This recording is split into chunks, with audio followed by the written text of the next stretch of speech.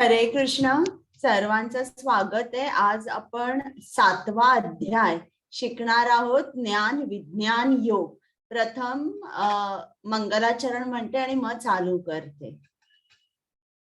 ओम अज्ञानतिमिरान्धस्य ज्ञानाञ्जन शलाकया चक्षुरुन्मीलितं येन तस्मै श्री गुरवे नमः.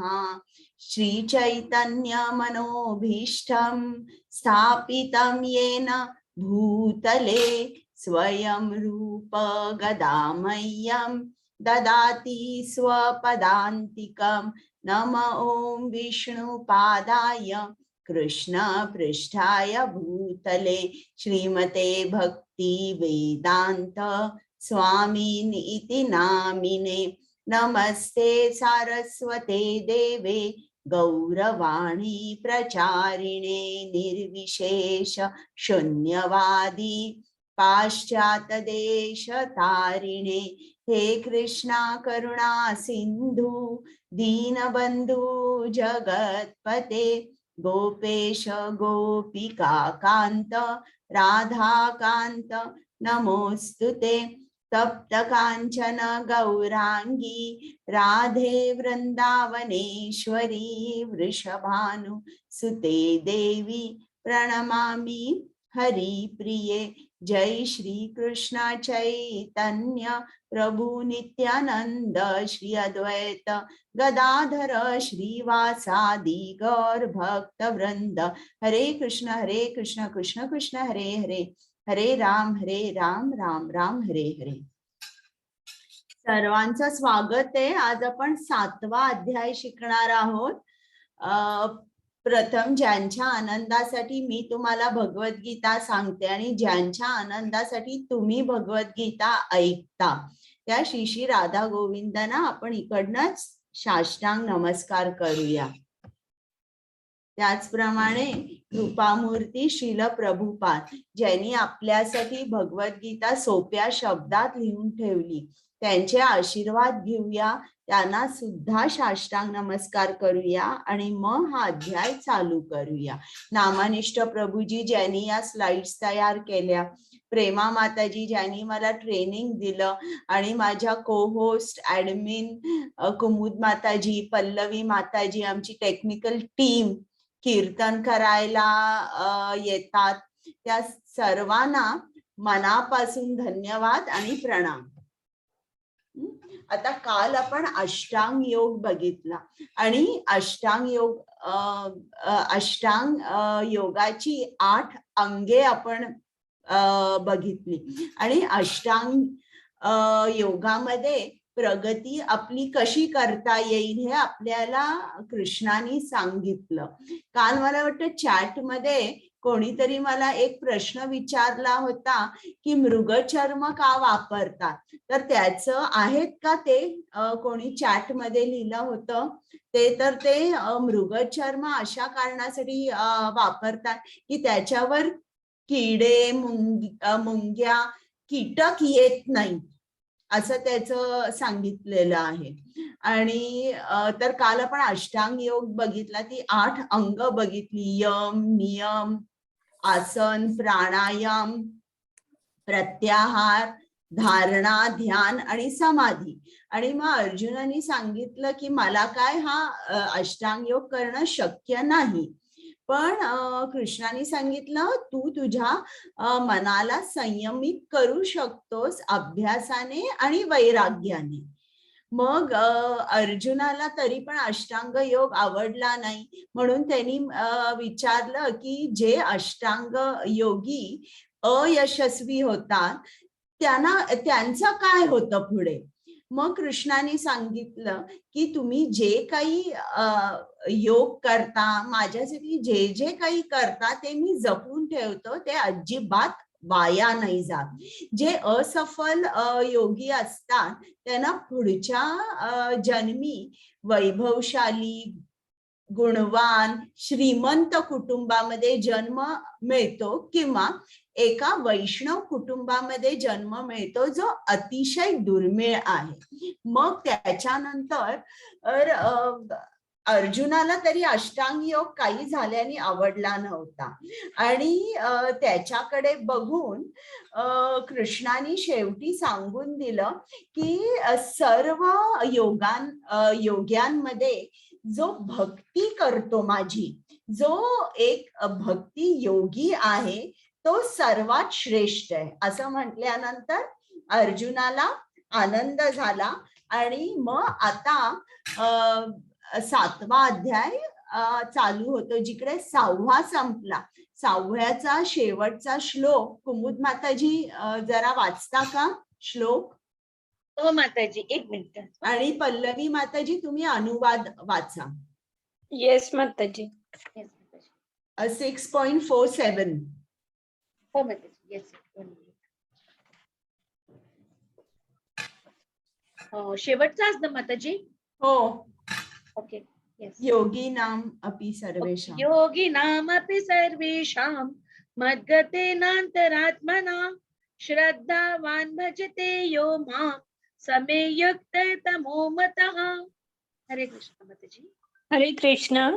आणि सर्व योग्यांमध्ये जो दृढ श्रद्धेने सदैव माझ्यामध्ये वास करतो, अंतःकरणात माझे चिंतन करतो आणि माझी दिव्य प्रेममयी सेवा करतो, तो माझ्याशी पूर्णपणे योगयुक्त असतो, तोच सर्वश्रेष्ठ योगी होय, असे माझे मत आहे. हरे कृष्ण. म्हणजे याचा अर्थ काय झाला की एकसारखं जो कृष्णाचं चिंतन करतो, जो प्रेमाने कृष्णाची भक्ती करतो, प्रेमाने सेवा करतो, हा सर्वात श्रेष्ठ आहे. मग आता भक्ती आपण कशी करायची हा अर्जुनाला प्रश्न होता. म्हणून आता अध्याय 7 ते 12 हे भक्ती योग आहे. तर यात कृष्ण आपल्याला त्याच्याबद्दलचं ज्ञान देणारे आणि सांगणारे की भक्ती आपण कशी करायची. तर प्रथम कृष्ण आपल्याला त्याचं ज्ञान देणार आहे, कारण त्याचं ज्ञान तोच फक्त देऊ शकतो, इतर कोणी नाही. मग कृष्ण आपल्या शक्तींबद्दल सांगणार आहे. मग कृष्णाला आपण शरण गेल्यावर काय होतं हेही तो आपल्याला सांगणार आहे. मग काही जण कृष्णाला शरण जाऊ शकत नाही, ते का नाही जाऊ शकत आणि ते कोणाची पूजा करतात. तर इकडे 7.20 ते 25 देवदेवतांच्या पूजनेबद्दल कृष्णाने सांगितलंय. आणि मग शेवटी अनन्य भक्तीबद्दल कृष्णाने सांगितलंय. तर आता आपण अध्याय 7वा ज्ञान विज्ञान योग. आता याच्या टायटल पासून आपण चालू करूया. ज्ञान म्हणजे तुम्हाला माहितीये की आपण आता कृष्णाबद्दलचं ज्ञान जे आहे ते सर्व घेतोय. विज्ञान म्हणजे काय? विज्ञान म्हणजे या ज्ञानाचं जे ऍप्लिकेशन आहे त्याला विज्ञान म्हणतात. तर नुसतं ज्ञान असून उपयोग नाही, ते ज्ञान जेव्हा तुम्ही आचरणात आणता तेव्हा आपण म्हणू शकतो हो खरंच हा किती ज्ञानी आहे. जोपर्यंत आता समजा जर एक डॉक्टर असेल आणि तो चांगलं शिकला, चांगल्या कॉलेजमध्ये शिकला, खूप हुशार आहे, पण समजा जर त्यांनी प्रॅक्टिसच केली नाही, काहीच केलं नाही, तर मग त्याच्या एवढ्या वैद्यकीय ज्ञानाचा उपयोग काय आहे? काही उपयोग नाही. तर त्याच्यामुळे आपल्याला विज्ञान दिसलं पाहिजे, आचरण दिसलं पाहिजे. तर आता आपण ऐकूया कृष्ण आपल्याला भक्तीबद्दल काय सांगणार आहे. आता भक्ती योग सांगण्या अगोदर मला तुम्हाला प्रश्न विचारायचे आहेत. तुम्ही मला उत्तर द्या. मी तुम्हाला अनम्यूट करते. की तुम्हाला काय वाटतं की कृष्ण हा कशाने खूप जास्त प्रसन्न होतो किंवा खूप लवकर प्रसन्न होतो, असं तुम्हाला काय वाटतं की कुठल्या गोष्टी केल्यानंतर कृष्ण प्रसन्न होतो आपल्यावर? शिल्पा माताजी बोला. हरे कृष्ण माताजी. बोला. निरपेक्ष भावाची भक्तीने कृष्ण भगवान आपल्यावर लवकरात लवकर प्रसन्न होऊ शकतात. बरोबर आहे. संजीव प्रभूजी. आपण निष्काम कर्मयोग करत राहिल्याने. बरोबर आहे. आणि कोणाला काही बोलायचं आहे? अनंत प्रभूजी. हॅलो. हा बोला.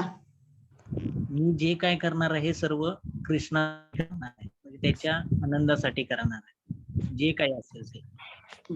बरं, आणि काही कोणाला याच्यापेक्षा वेगळं सांगायचं आहे का? माताजी मी सांगू? सांगा. जेव्हा आपण कृष्णाच्या भक्तांना आनंद देतो तेव्हा कृष्णाला खूप आनंद होतो, ही एक गोष्ट आहे. आणि कृष्णाला असं वाटतं की सगळेजण माझ्याच जवळ राहिले पाहिजे. आणि एखादा मेंढी चारणारा कसं त्याची मेंढ्या सगळीकडे पसरल्यावरती तो परत गोळा करतो, तसं आपण मेंढ्यांसारखे आपण कृष्णाला विसरलोय, पण जेव्हा आपण त्याच्याकडे परत येतो तेव्हा त्याला खूप आनंद होतो. एकदम बरोबर सांगितलं. तर दोन गोष्टी कृष्णाला अतिशय आवडतात. तुम्ही सगळ्या सांगितलेल्या सगळं तुम्ही जे काय सांगितलंय ते बरोबर आहे. की त्याला निष्काम कर्म केलेलं आवडतं, त्याला आपण जप केलेला आवडतो, मंदिरामध्ये जाऊन सेवा केलेली आवडते, अशी तुम्ही लिस्ट बनवू शकता. पण टॉप दोन गोष्टी, टॉप 2 काय आहे की जेव्हा आपण कृष्णाच्या शुद्ध भक्तांना आनंद समाधान देतो, हे यानी कृष्ण आपल्याकडे आकर्षित होतो. आणि जेव्हा बद्ध आत्मे आहेत जे कृष्णाला विसरलेले आहेत, की त्यांचं आणि कृष्णाचं काय नातं आहे हे पूर्ण विसरलेले आहे, जेव्हा आपण अशा बद्ध आत्म्यांना कृष्णाकडे घेऊन येतो तेव्हा त्यांना कृष्णाला खूप आनंद होतो. तर या दोन गोष्टी लक्षात ठेवा. कृष्णाच्या शुद्ध भक्तांना आपण आनंद समाधान दिला पाहिजे आणि बद्ध आत्मे त्यांना कृष्णाच्या कमल चरणांपर्यंत घेऊन गेलं पाहिजे. तर बायबलमध्ये हीच गोष्ट जरा वेगळ्या तऱ्हेने सांगितली आहे की एक मेंढपाळ असतो आणि त्याच्याजवळ 100 मेंढ्या असतात आणि ते चरायला जातात आणि आपण त्या मेंढ्यांसारखे असतो.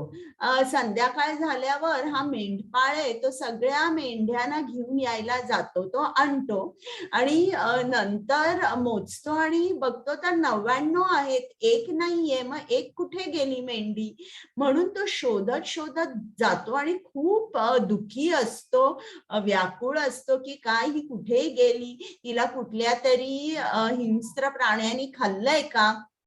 आणि मग शेवटी त्याला ती मेंढी मिळते. ती मेंढी सापडल्यावर त्याला एवढा आनंद होतो, परमानंद होतो. त्या ज्या 99 मेंढ्या आहेत त्या सुरक्षित आहेत याचा आनंद न होता ती हरवलेली मेंढी त्याच्याकडे परत आली याचा त्याला खूप आनंद होतो. तर हरवलेली मेंढी म्हणजे काय, जी वाममार्गी गेली आहे, जी पापकर्मा करते, जी पूर्ण विस्मरणात आहे. आता असा जो बद्ध आत्मा जेव्हा कृष्णाकडे परत येतो तेव्हा कृष्णाला परमानंद होतो. आणि जो माणूस अशा बद्ध आत्म्याला कृष्णाच्या चरणांपर्यंत घेऊन येतो अशा माणसाकडे कृष्ण आकर्षित होतो.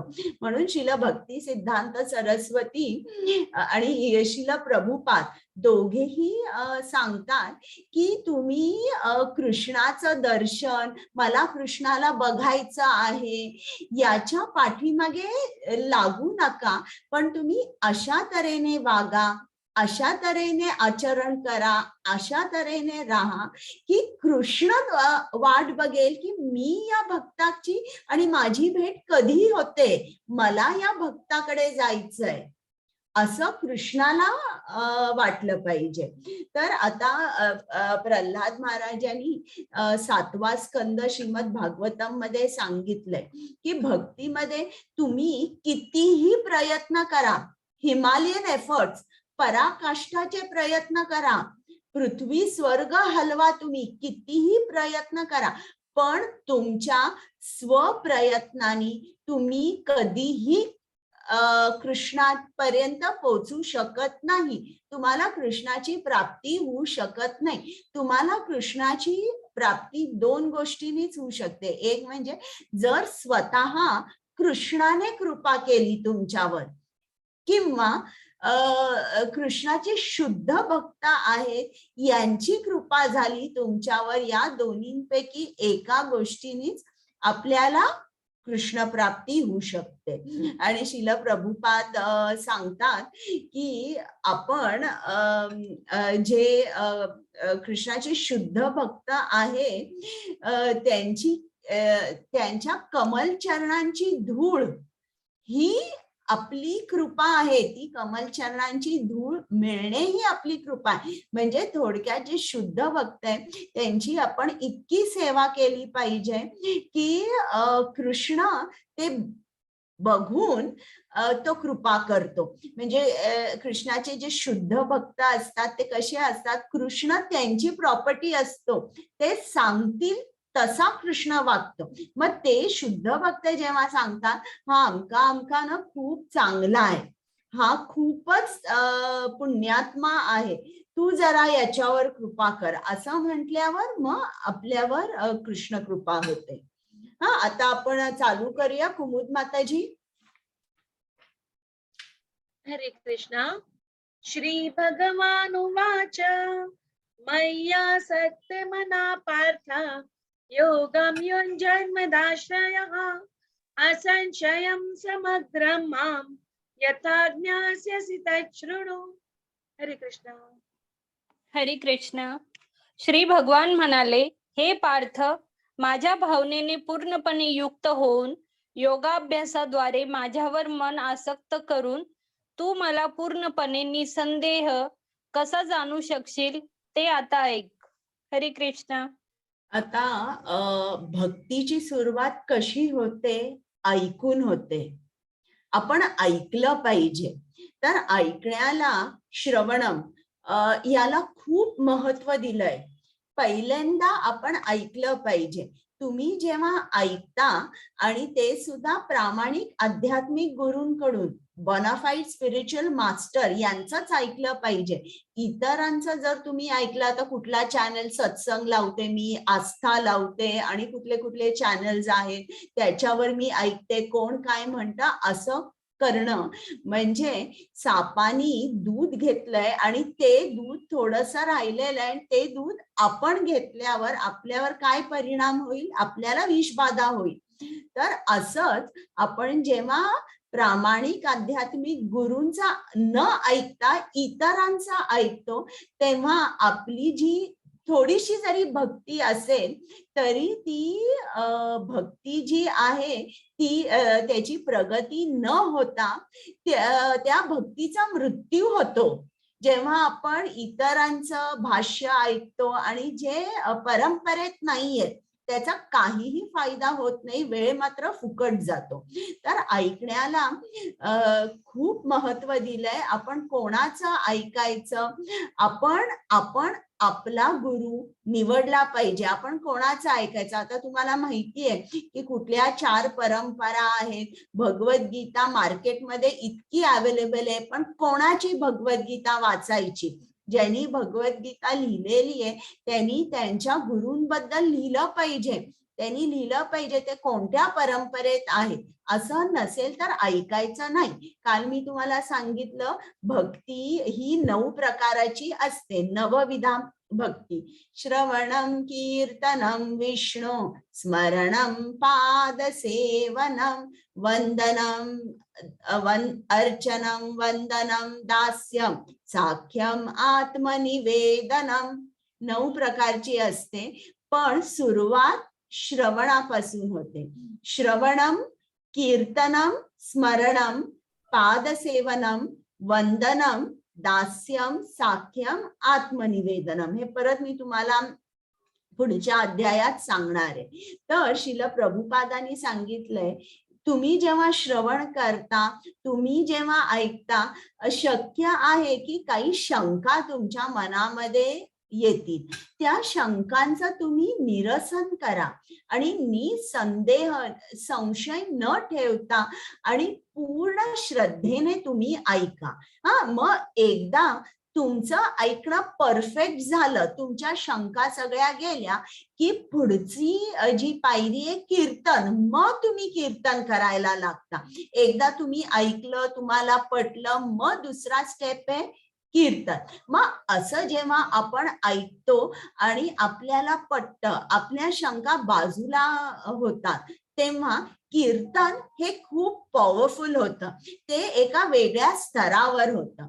मग कीर्तन झाल्यानंतर स्मरण झाल्यानंतर पादसेवनम, असे 9 प्रकारच्या भक्तीच्या पायऱ्या आहेत या.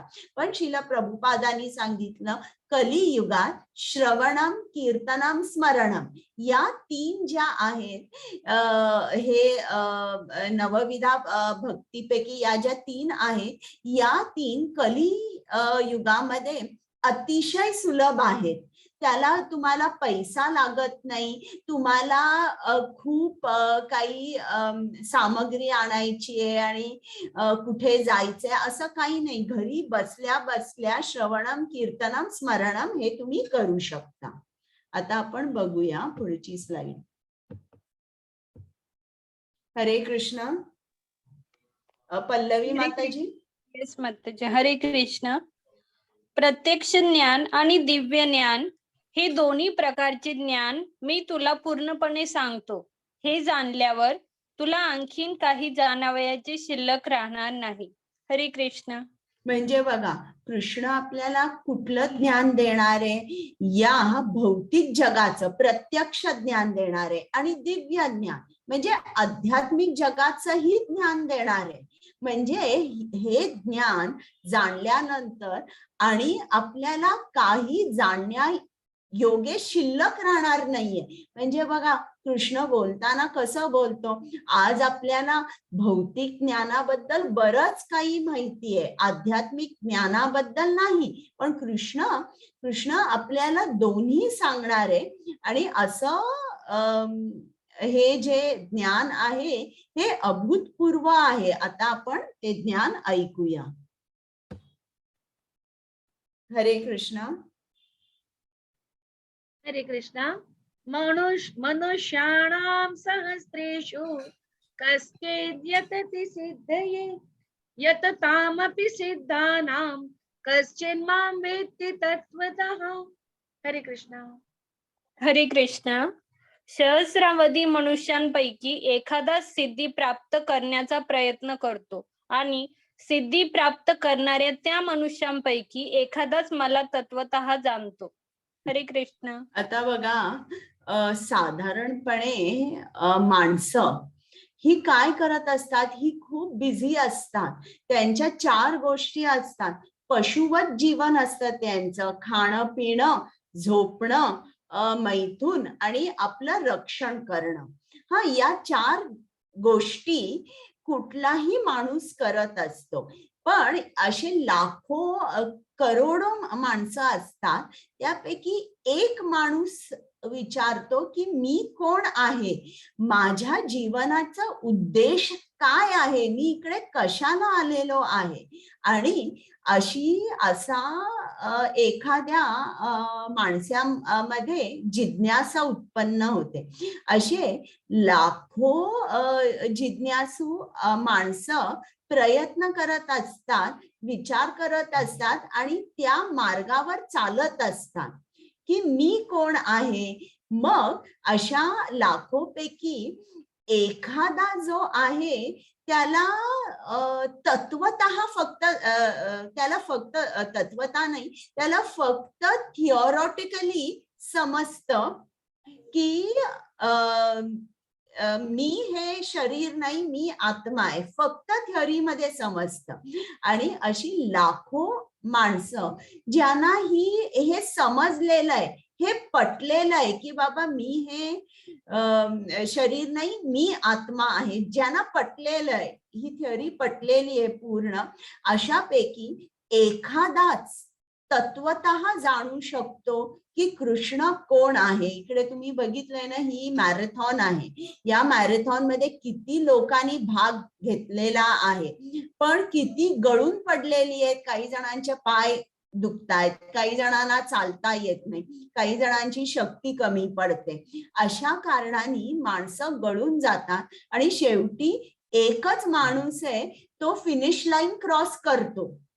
तर अशा तऱ्हेने कित्येक जण कृष्णाकडे जाण्याचा प्रयत्न करतात. लाखो जण विचार करतायत की मी कोण आहे. अशापैकी एखादा माणूस आहे, त्याला समजतं की मी हे शरीर नाहीये, मी आत्मा आहे. त्याला सिद्धी प्राप्त होते आणि अशी हजारो लाखो लोक ज्यांना सिद्धी प्राप्त झाली आहे आणि समजले की मी हे शरीर नाही, मी आत्मा आहे, असं ज्यांना समजलंय, त्यापैकी एखादाच तत्वतः कृष्णाला जाणू शकतो. हरे कृष्ण. हरे कृष्णा. भूमिरापो नलो वायुः खं मनो बुद्धिरेव च अहंकार इति यं मे भिन्ना प्रकृतिरष्टधा. हरे कृष्णा. हरे कृष्णा. पृथ्वी, पाणी, अग्नी, वायू, आकाश, मन, बुद्धी आणि अहंकार या 8 माझ्या भिन्न प्राकृतिक शक्ती आहेत. हरे कृष्णा. आता इकडे कृष्ण आपल्याला त्याच्या शक्त्यांबद्दल सांगणार आहे. आता आपल्याला अगोदरच्या अध्यायात 4था अध्याय झाला, त्यात कृष्णाने सांगितलं की माझं हे शरीर आहे, हे दिव्य शरीर आहे. तुमचं जे शरीर आहे ते नाशवंत आहे.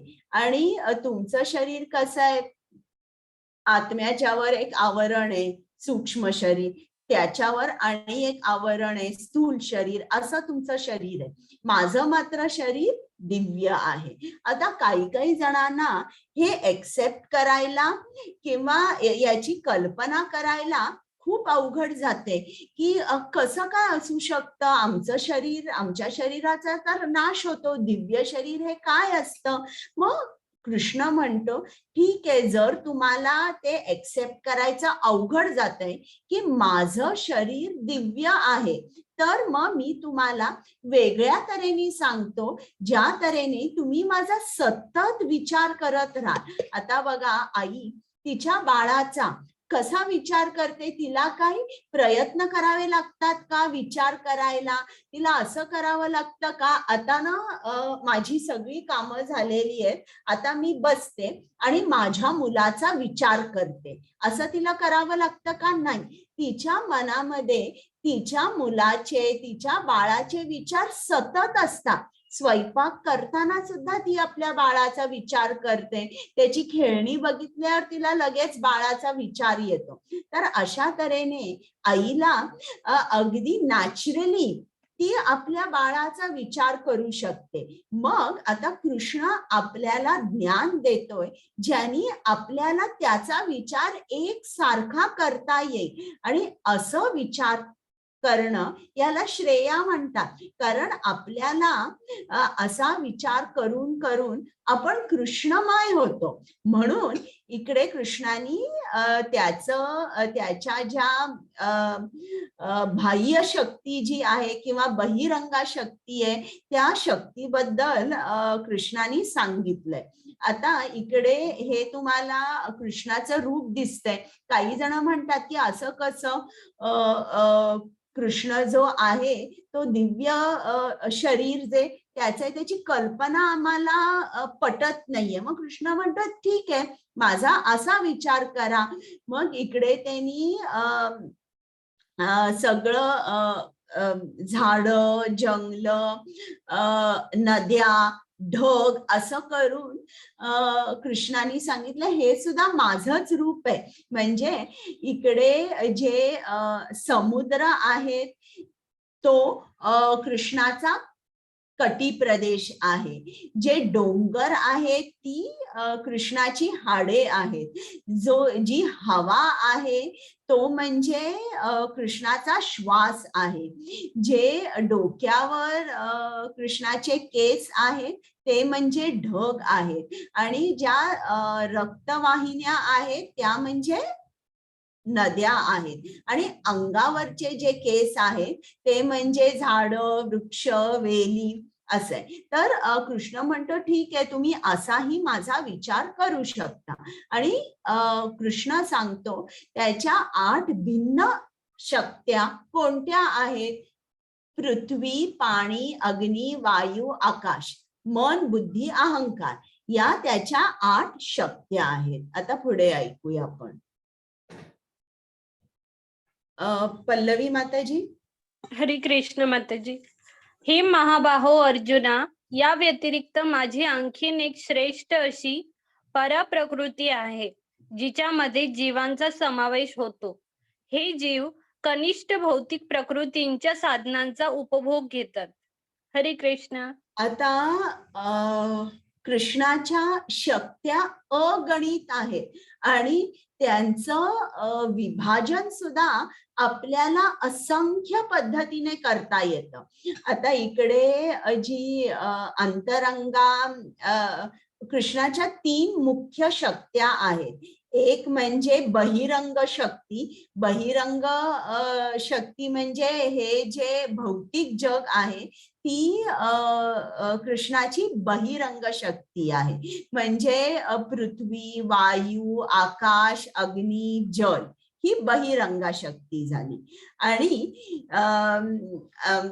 अंतरंगा शक्ती किंवा अंतरंग शक्ती, अंतरंग शक्ती म्हणजे जे आध्यात्मिक जग आहे ही कृष्णाची अंतरंगा शक्ती झाली. ते आध्यात्मिक जग, त्या आध्यात्मिक जगात राहणारे सगळे मुक्त जीवात्मे ही अंतरंगा शक्ती झाली. बहिरंग शक्ती मी तुम्हाला सांगितली. आणि दुसरी तटास्थ शक्ती. तटावर जेव्हा आपण उभे असतो नदीच्या, तेव्हा असं होतं आपले पाय कधीतरी पाण्यात असतात आणि कधीतरी जमिनीवर असतात. त्या तटास्थ शक्तीवर आपण असतो. जे सगळे जीवात्मे आहेत, जे सगळे सजीव आहेत, ते सगळे या कृष्णाच्या तटास्थ शक्तीमध्ये असतात. आणि ही शक्ती कशी असते? त्याच्या मध्ये जे जीवात्मे असतात, बद्ध जीवात्मे आपण म्हणूया, त्यांना चॉईस दिला जातो. तुम्हाला कुठे जायचंय? कृष्णाच्या बहिरंग शक्ती म्हणजे भौतिक जगात राहायचंय, की तुम्हाला कृष्णाच्या अंतरंगा शक्ती, आध्यात्मिक शक्तीमध्ये जायचंय? चॉईस तुमचा आहे. आता तुम्ही हा चॉईस केलेला आहे सर्वांनी, की मला कृष्णाच्या अंतरंग शक्तीमध्ये प्रवेश करायचा आहे, म्हणून तुम्ही रोज येऊन भगवद्गीता 1-2 तास ऐकताय. तर तुम्हाला आलं ना लक्षात की या 3 शक्त्या आहेत, पण त्याच्या कृष्णाच्या अगणित शक्त्या आहेत. असंख्य रीतीने त्याचं विभाजन करता येतं. म्हणून इकडे त्यांनी आणि एक वेगळ्या तऱ्हेने त्या शक्त्यांचं विभाजन केलंय, परा आणि अपरा. तर परा म्हणजे काय? परा म्हणजे सुपिरियर एनर्जी किंवा श्रेष्ठ, आणि अपरा म्हणजे कनिष्ठ शक्ती झाली. तर पराशक्ती म्हणजे काय? पराशक्ती म्हणजे जे सगळे सजीव आहेत त्यांना परा म्हटलं जातं, आणि जे सगळे निर्जीव आहेत म्हणजे आपण पाणी, माती, दगड, पृथ्वी, त्यांना आपण असं म्हणूया की ते निर्जीव आहेत. खरं म्हणजे कृष्ण भावनेमध्ये कोणीही निर्जीव नाहीये.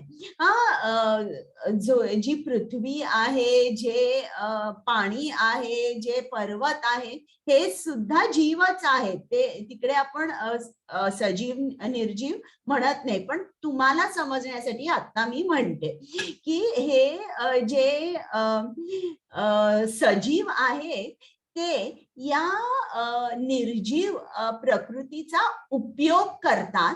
म्हणून या सजीवांना पराशक्ती म्हटलंय. बघा, आपल्याला घर बांधायचं असेल, आपण काय करतो, आपण माती, दगड, सिमेंट याचा वापर करून आपण घर बांधतो. हा, आता जरी एखादी मुंगी असेल किंवा सुतार पक्षी असेल, तो काय करतो, तो झाडाचा वापर करून छान त्याच्यासाठी घर करतो. किंवा पक्षी बघा किती सुंदर घर विणतात. हा, आता काही आता मुंगी ही केवढी लहान प्राणी आहे, तरी देखील मातीचा उपयोग करून ती वारूळ करते. तर अशा तऱ्हेने जे अपराशक्तीचा उपयोग करतात किंवा तिच्यावर स्वामित्व दाखवतात, त्या शक्तीला परा म्हटलेलं आहे. म्हणजे हे सगळे सजीव झाले.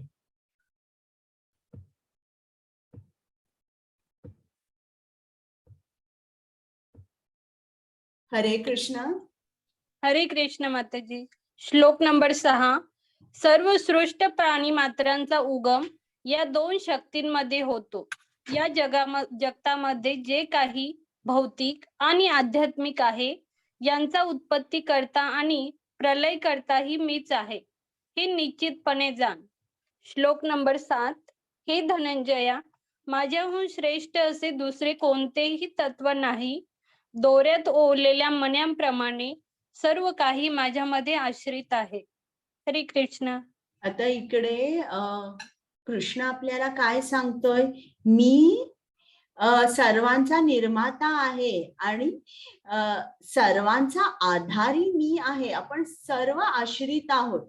आता इकडे ज्याप्रमाणे मोत्याची माळ असते, आपल्याला मोती दिसतात, मोत्याचा धागा दिसत नाही, त्याचप्रमाणे आपल्याला हे सगळं जग दिसतं. केवढी मोठमोठी ग्रह आहेत, ती एकसारखी त्यांच्या ऑर्बिट्स मध्ये फिरत असतात. तर ही कशी फिरतात, यांचा आधार कोण आहे? कृष्ण आहे. हे आपण 15व्या अध्यायात बघणार आहोत. हा, इकडे बघा, ही सर्व ब्रह्मांड आहेत. अशापैकी एका ब्रह्मांडात आपण सगळे आहोत. आता हे जी ब्रह्मांड आहेत, हे जे स्लाइड आहे, यात महाविष्णू आहेत. महाविष्णूच्या श्वास उश्वासाने असंख्य ब्रह्मांड तयार होतात. आणि ही जी ब्रह्मांड आहे, या आता समजा जर एक गाडी असेल, छान मोठी गाडी असेल, ती त्या गाडीमध्ये कोणी ड्रायव्हर किंवा कोणी चालवणारा नसेल, तर ती गाडी जणू काही एक डेड मॅटर होते ना, की त्याचा काही उपयोग होत नाही कोणाला. पण हे सुद्धा ब्रह्मांड अगदी तसंच आहे, डेड मॅटर आहे. पण जेव्हा महाविष्णू या प्रत्येक ब्रह्मांडात गर्भोदक्षाय विष्णू म्हणून स्थित होतो, तेव्हा आपण म्हणू शकतो की या ब्रह्मांडामध्ये आता जीव निर्माण झाला. हे जे ब्रह्मांड आहे, आता हे सजीव झालं. तोपर्यंत जोपर्यंत विष्णू प्रत्येक ब्रह्मांडात प्रवेश करत नाही, तोपर्यंत ते निर्जीव असतं.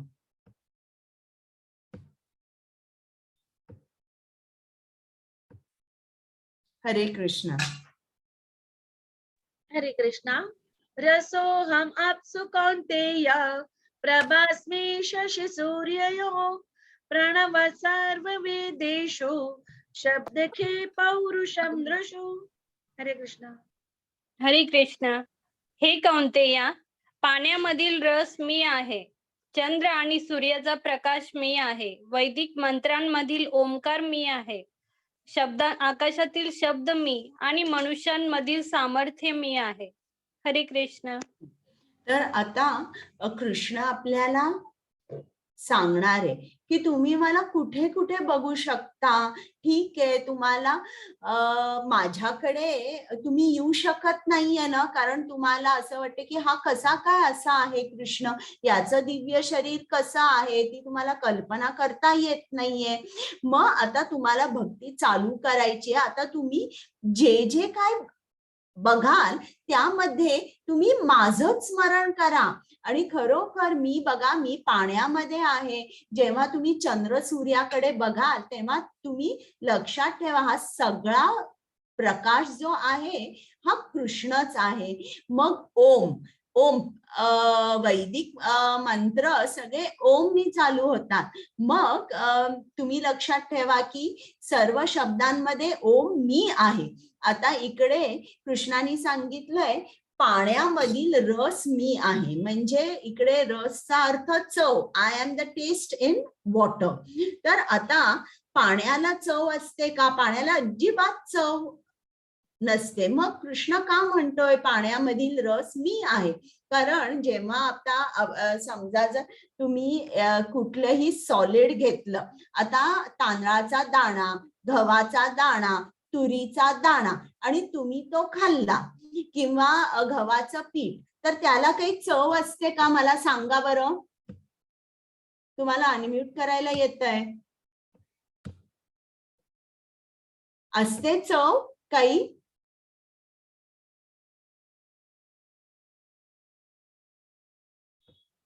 अनम्यूट करायला येतंय तुम्हाला? हो माताजी, अनम्यूट करता येतंय. हा, संदीप प्रभूजी. हरे कृष्णा माताजी. हा बोला. चव असते? हो माताजी, गव्हाच्या पिठाला वगैरे चव असते. चव असते? कच्चं पीठ, कच्च्या पिठाला चव नसते, पण तांदूळ, भाजलं वगैरे. कच्चा तांदूळ चव असते? कच्ची कच्च्या डाळ, तांदूळाला चव, डाळीला हरभऱ्याच्या डाळीला वगैरे चव राहते ना. कच्ची कच्ची. हा, कच्ची खाल्ली तरी थोडी चव तर राहतेच ना. आशिष प्रभूजी. नाही माताजी, म्हणजे आम्ही बरोबर शिजवल्या सांगितलं, अजिबात चव नसते. सर्व पण सारखंच लागतं. आता मला तुम्ही सांगा, जेव्हा आता तांदूळ घ्या, धुवून पाणी घाला आणि शिजवा, आता तांदळाला चव येते का? हो, शिजवल्यानंतर येते माताजी. हो, धन्यवाद. आता म्यूट मी करते तुम्हाला, म्हणजे मग आवाज नाही बॅकग्राऊंड मध्ये माताजी येणार. मी mute करते, तुम्ही अनम्यूट होऊन द्या. चालेल. तर जेव्हा कुठलाही सॉलिड आयटम असतो, जेव्हा त्याच्यामध्ये आपण पाणी घालतो त्याला चव येते, तोपर्यंत चव नसते. प्रत्येक जे काय आपण खातो ती चव जी असते, मग ते फळ असू दे, भाजी असू दे, धान्य असू दे, पाणी असल्यामुळे त्या भाजीला, त्या फळाला, त्या अन्नाला चव असते. म्हणून इकडे कृष्ण काय म्हणतोय? पाण्यामधील रस मी आहे. तुम्ही जे काय खाता तेव्हा लक्षात ठेवा की कृष्ण आहे म्हणून. आता हे दिलेलं आहे, हे PDF मध्ये जेव्हा आम्ही तुम्हाला पाठवू तेव्हा तुम्ही हे नीट वाचा.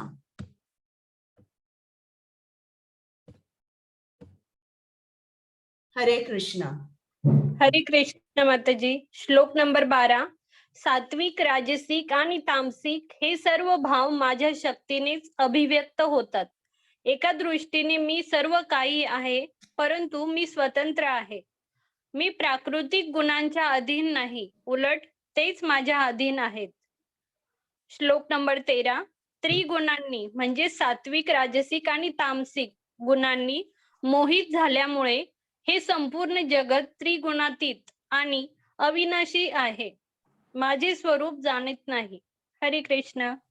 आता इकडे कृष्ण आपल्याला काय सांगतोय की हे सगळं त्यांनी निर्माण केलेलं आहे, पण तो स्वतंत्र आहे. म्हणजे हे सांगताना श्रील प्रभुपाद उदाहरण देतात. एखादा मोठा बिझनेसमॅन असेल आणि तो भारतामध्ये आणि पूर्ण जगामध्ये त्याचा बिझनेस पसरलेला आहे, तर असा जो बिझनेसमॅन आहे त्याला पर्सनली राहावं लागतं का प्रत्येक देशामध्ये, प्रत्येक शहरामध्ये त्याचा बिझनेस चालवायला, की त्याचा बिझनेस चालूच राहतो तो नसला तरी? मला सांगा, कोण सांगू शकेल? मी अनम्यूट केलंय तुम्हाला.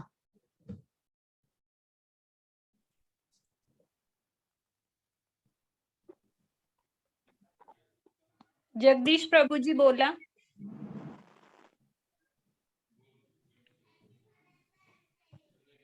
एखादी व्यक्ती नसला तरी त्याच्या हाताखाली असलेली व्यक्ती ते काम करू शकतात मॅडम. बरोबर. म्हणजे ते जरी पर्सनली त्या त्या गावात शहरात नसले तरी त्यांचा बिझनेस चालू राहतो.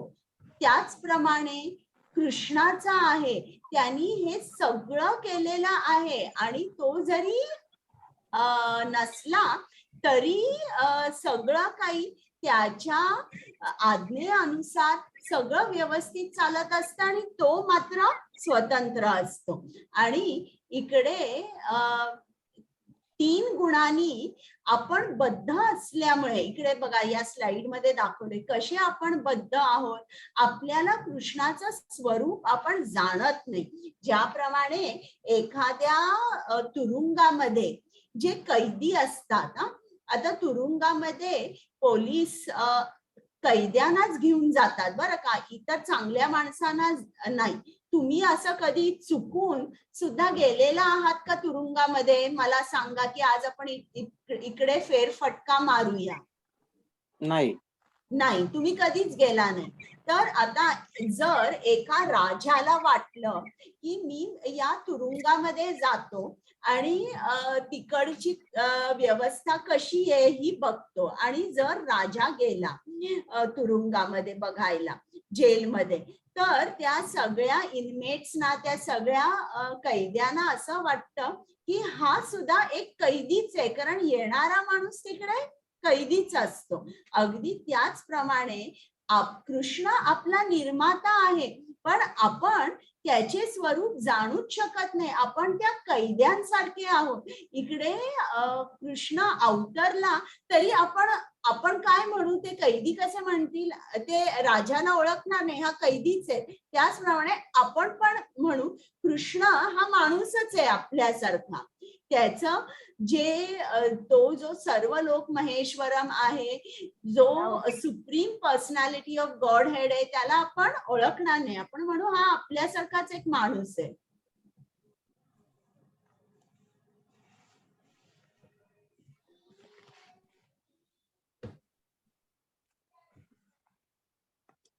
हरे कृष्णा कुमुद माताजी. हरे कृष्णा. दैवी येषा गुणमयी मम माया दुरत्यया मामेव ये प्रपद्यन्ते मायाम एतांतरन्ति ते. हरे कृष्ण. हरे कृष्ण.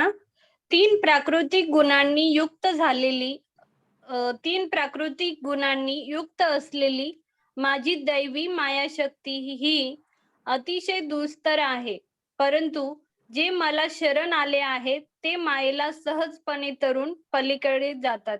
हरे कृष्ण. म्हणजे इकडे माताजी मी येते थोड्या वेळात. चालेल चालेल. इकडे कृष्ण आपल्याला काय सांगतोय की तुम्ही मला शरण या. तुम्ही शरण आला की बाकीचं सगळं माझ्यावर आहे. तुम्ही शरण आला की तुम्ही असं लक्षात घ्या की मी तुम्हाला या भवसागरातून बाहेर काढणार आहे. तर आता आपल्याला लक्षात आलं पाहिजे की आपल्याला शिल प्रभुपादांनी सांगितलं की तुम्ही हरिनामाचा जप करा. हरे कृष्ण कृष्ण कृष्ण हरे हरे, हरे राम राम राम हरे हरे. तर जप करण्यासाठी आपल्याला 3 गोष्टी लागतात. एक म्हणजे निश्चय लागतो, तो दृढ निश्चय पाहिजे. दुसरं म्हणजे धैर्य लागतं. आपण जेव्हा जप करायला घेतो तेव्हा सगळे दिवसभरातले भौतिक विचार तुमच्या मनामध्ये साठतात, तर ते बरोबर ते आपण न सोडता, न डगमगता जप चालू ठेवला पाहिजे. मग हळूहळू ते विचार आपोआप बाजूला जातात. पण असं नाही म्हणायचं की नाही मी जपाला बसले की माझ्या मनात वाईट विचार येतात, माझ्या मनात सगळे भौतिक विचार येतात, मग जप करून काय फायदा, मी करणार नाही, असं नाही. मोठ्या धैर्याने जप केला पाहिजे आणि उत्साह पाहिजे. या 3 गोष्टी पाहिजे. यात जर 3 गोष्टी नसल्या तर जप करणं अवघड जातं, जी खरोखर अतिशय सुलभ गोष्ट आहे. कलियुगात सर्वात सुलभ गोष्ट म्हणजे काय आहे? हरी कीर्तनाने, नाम जपाने तुम्हाला कृष्ण प्राप्ती होते. पण या 3 गोष्टी नसल्या तर मात्र आपल्याला जप करता येत नाही. तर या जर 3 गोष्टी नसल्या तर पहिल्यांदा नसतात ही प्रत्येक जणामध्ये. तुम्ही काय केलं पाहिजे? तुम्ही श्रीमद भागवतम, तुम्ही भगवद्गीता व्यवस्थित वाचली पाहिजे. वाचनाने तुमच्या लक्षात येईल की तुमचा जप सुधारतोय, तुम्हाला ज्ञान मिळतंय आणि त्या ज्ञानामुळे तुमच्या जपासाठी उत्साह निर्माण होतोय. मग जेव्हा आता हे करून सुद्धा समजा जर एक कोणाचा जप चांगला होत नाहीये, तर तुम्ही असं समजा की या लोकांची श्रद्धा जी आहे ही श्रद्धा खूप खूप कमी आहे. ती श्रद्धा चांगली करण्यासाठी किंवा दृढ श्रद्धा करण्यासाठी त्यांना काय केलं पाहिजे? खूप ऐकलं पाहिजे. श्रवणम हे खूप झालं पाहिजे आणि त्यांना प्रगत भक्तांचा संग असला पाहिजे. तर अशा तऱ्हेने आपण आपली उन्नती करायची. आता इकडे बघा, मी तुम्हाला एक गोष्ट सांगते. 2 मित्र असतात, एक खूप श्रीमंत असतो आणि दुसरा गरीब असतो. तर एकदा तो श्रीमंत मित्र त्याच्या दुसऱ्या मित्राला सांगतो की आज माझ्या घरी संध्याकाळी ये. मग शाळा वगैरे होते, हा घरी जातो आणि आईला सांगतो मला संध्याकाळी या मित्राकडे जायचंय आणि जातो. त्यांनी सांगितलेल्या ठिकाणी जातो आणि बघतो काय मोठा बंगला आहे, केवढा मोठा गेट आहे आणि गेटच्या जवळ जसा पोचतो तसा एक कुत्रा येऊन जोरात भुंकायला लागतो आणि भुंकायला लागल्यावर हा मुलगा घाबरतो, केवढा मोठा कुत्रा आहे हा, तर मला फाडून खाईल, मी आत कसा जाणार? आणि तो विचार करतो, थांबतो की कुत्रा आता आत जाईल, नंतर आत जाईल, पण तो कुत्रा काय आत नाही जात. मग हा मित्र आपल्या मित्राला फोन करतो आणि सांगतो, अरे मी इकडे आलेलो आहे पण तुझा कुत्रा मला आत येऊन देत नाहीये. मग हा मित्र, मी आता जातो म्हणून मित्र म्हणतो, नको नको थांब. हा मित्र बाल्कनीमध्ये येतो, कुत्र्याचं नाव घेतो आणि कुत्र्याला सांगतो सिट डाऊन, खाली बस. हा कुत्रा खाली बसतो, हा बाल्कनीमध्ये असतो. मित्राला सांगतो गेट उघड आणि आत ये. आता तो जेव्हा आत येतो तेव्हा हा कुत्रा खाली मान घालून बसलेला असतो, वर सुद्धा बघत नाही.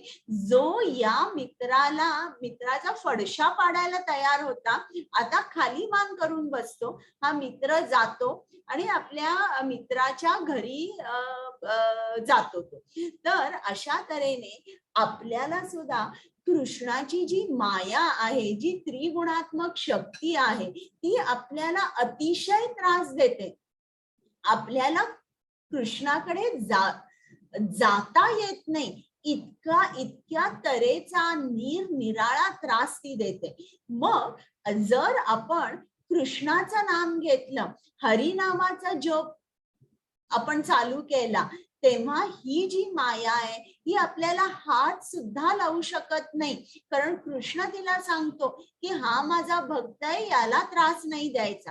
आणि जेव्हा आपण अशा तऱ्हेने जप करतो, अशा तऱ्हेने आपण आपल्या गुरूंची सेवा करतो आणि ऐकतो, तेव्हा कृष्ण आपल्याला या भवसागरातून वाचवतो. आता बघा, समजा जर एखादा माणूस असेल आणि तो खरोखर एखाद्या महासागरात बुडतोय, तर तो काय करेल? पहिल्यांदा हात वर करेल आणि ओरडेल की मला वाचवा वाचवा. त्याचप्रमाणे मी तुम्हाला दर क्लास नंतर हात वर करून सांगते हरे कृष्ण महामंत्र म्हणायला.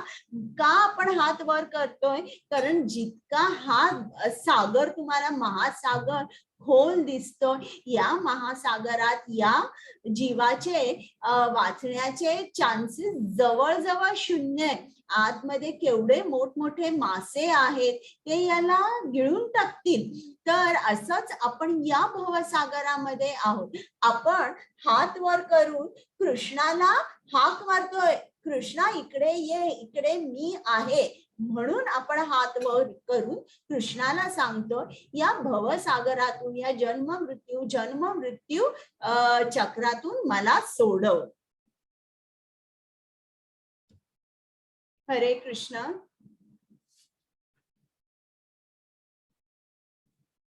हा पल्लवी माताजी नाही आहेत, सॉरी. येस माताजी. वाचते.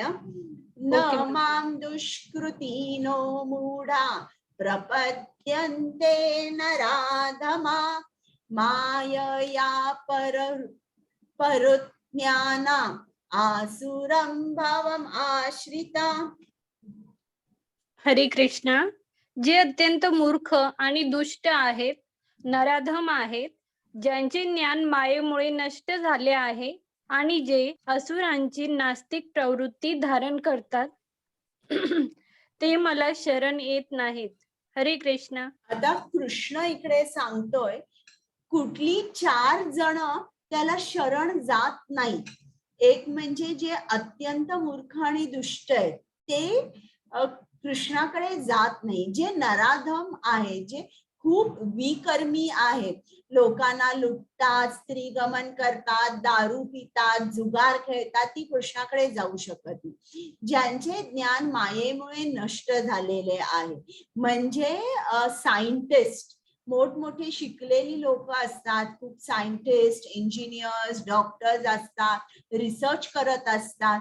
ते काय म्हणतात की कृष्ण वगैरे कोणी नाहीये, जे काय आहे ते सायन्स आहे. तुम्हाला बरं नाहीये ना, तुम्ही आमच्याकडे या. कुठला रोग आहे तुम्हाला, आम्ही जीन मॅपिंग करू आणि जी प्रॉब्लेमॅटिक जीन आहे ती तुमच्या शरीरातून काढू. कृष्ण वगैरे कोणी नाहीये, सगळं काही सायन्स आहे. तर हे अशा लोकांचं जे ज्ञान आहे ते मायेने हिरावून घेतलंय. एकच मिनिट.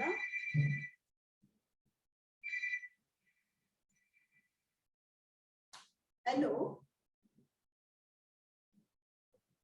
हॅलो.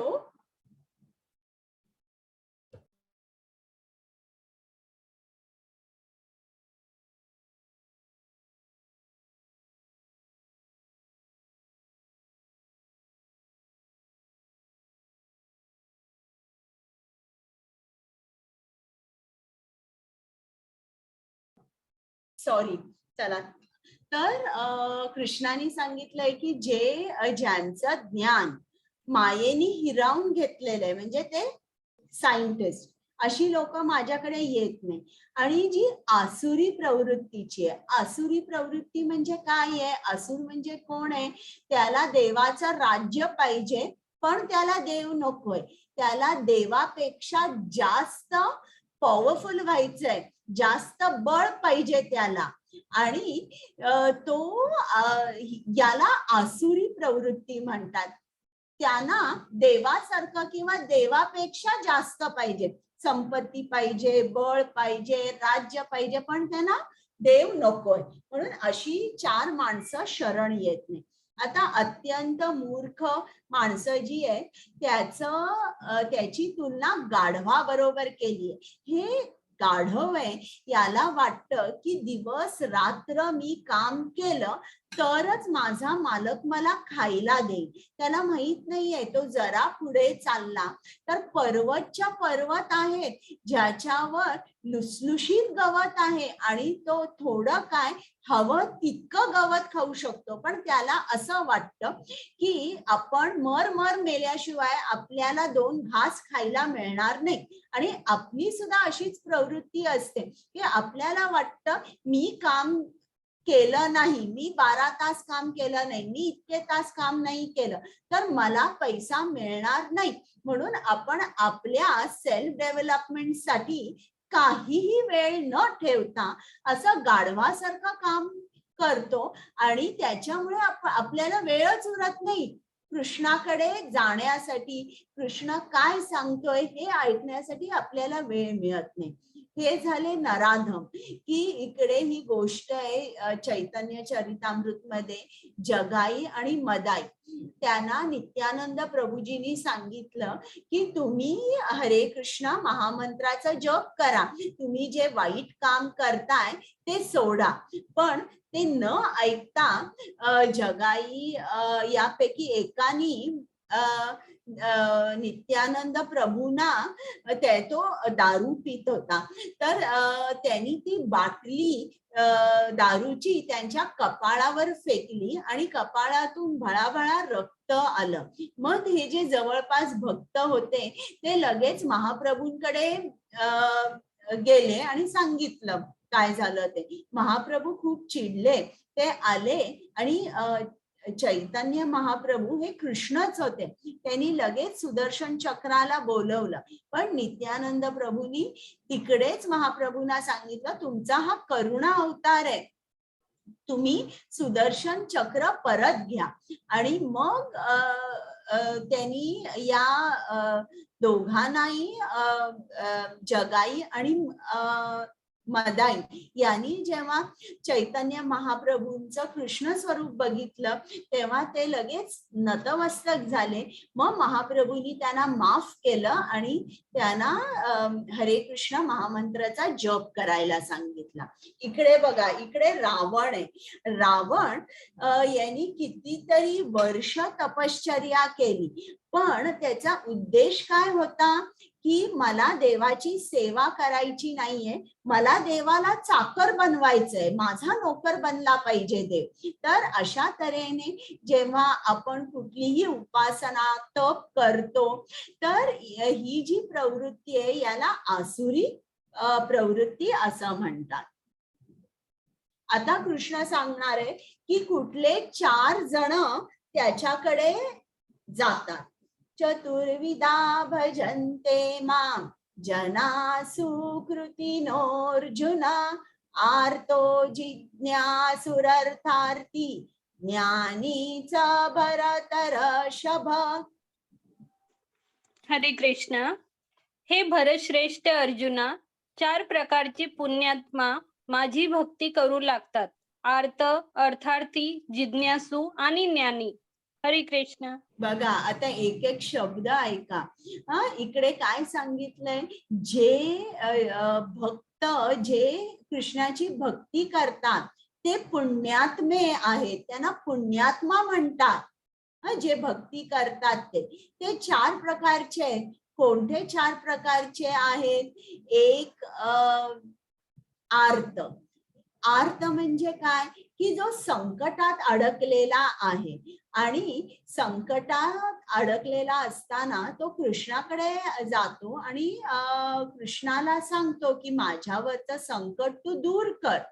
मग दुसरा आहे तो जिज्ञासू आहे. म्हणजे समजा जर काही लोक संकीर्तन करत चाललेले आहेत रस्त्यावरून, एखादा माणूस आहे आणि तो बघतोय की कृष्ण हे हरे कृष्ण महामंत्राचा जप करतायत आणि इतके छान तऱ्हेने जप करतायत आणि तल्लीन झालेले आहेत. हा काय प्रकार आहे? म्हणून तो एका भक्ताला विचारतो की हा जप का करताय तुम्ही आणि एवढे आनंदी कसे दिसताय? तेच शब्द परत परत म्हणताय तुम्ही. तर मग तो भक्त असतो, तो सांगतो अरे तू आमच्या मंदिरामध्ये ये, आमचं इस्कॉनचं मंदिर अमक्या ठिकाणी आहे आणि तिकडे दर रविवारी भगवद्गीतेचा क्लास असतो, क्लास नंतर प्रसाद पण असतो, तर तू नक्की रविवारी ये. आणि हा जो भक्त आहे हा रविवारी जातो आणि भगवद्गीता ऐकतो आणि दर रविवारी जाऊ लागतो आणि मग त्याला समजतं की कृष्ण कोण आहे. ही त्याची जिज्ञासा असते की का इतका हे कसे काय एवढे आनंदी आहेत. आणि अर्थार्थी म्हणजे ज्याला पैशाची गरज आहे, तो कृष्णाकडे जातो. त्याला संपत्ती हवी आहे म्हणून तो कृष्णाकडे जातो आणि पैसे मागतो. आणि चौथा भक्त म्हणजे ज्ञानी, त्याला कृष्णाचं पूर्ण ज्ञान आहे आणि ज्ञान असल्यामुळे तो कृष्णाची भक्ती करतो. आता इकडे बघा स्लाइड्स दाखवलेल्या आहेत. आता तुम्ही अनम्यूट आहात, तुम्ही हात वर करा, मी तुम्हाला प्रश्न विचारते. हा गजेंद्र आहे, हा कुठला भक्त आहे? ज्ञानी, अर्थार्थी, जिज्ञासू की आर्त? अर्थ बरोबर. द्रौपदी अर्थ आर्त, ती संकटात आहे. बरं, इकडे हे व्यासदेव आहे आणि ही व्यासदेवांची पत्नी आहे, ती गर्भवती आहे. जेव्हा ती गर्भवती होती तेव्हा व्यासदेवानी तिला भागवत कथा सांगितल्या. पूर्ण श्रीमद भागवतम ऐकल्यावर तिच्या गर्भात असलेले शुकदेव गोस्वामी म्हणाले की अरे बापरे, या आता भौतिक जगात मला यायचंच नाहीये. भौतिक जग म्हणजे केवढं धोकादायक आहे. तुम्ही कृष्णाच्या विस्मरणात गेला तर केवढा मोठा धोका आहे. नको नको, मी गर्भात आहे तो बरा आहे असं म्हणून ते अनेक वर्ष 11 की 12 वर्ष ते गर्भामध्ये राहिले. आणि मग व्यासदेव हे कृष्णाकडे गेले आणि त्यांनी सांगितलं की अशी अशी माझी बायको गर्भवती आहे पण मूल काही जन्म घेत नाहीये. मग कृष्ण स्वतः आले आणि त्यांनी शुकदेव गोस्वामींना विनंती केली, तू जन्म घे. मग शुकदेव गोस्वामींनी जन्म घेतला.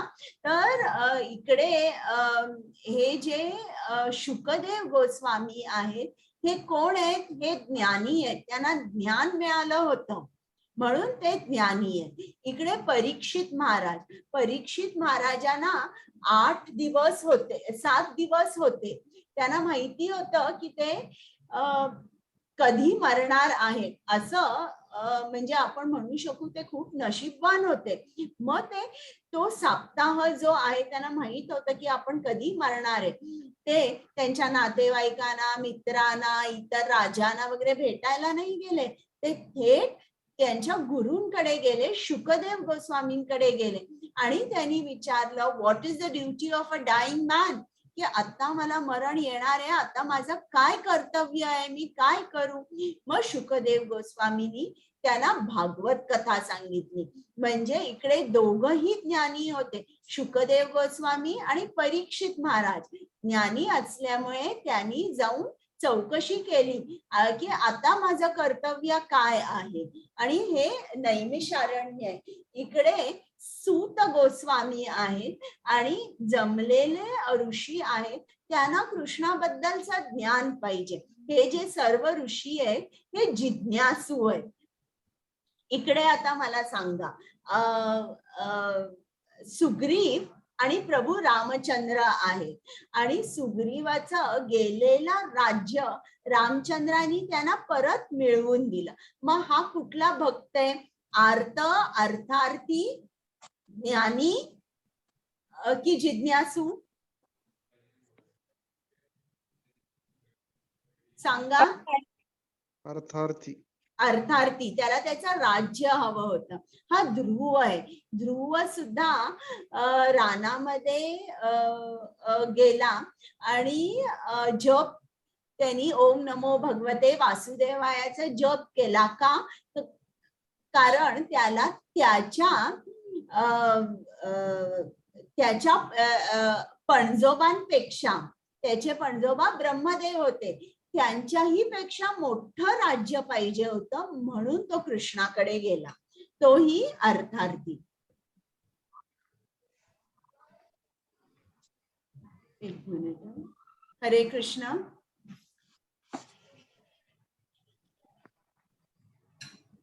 पल्लवी माताजी. येस माताजी. हरे कृष्ण.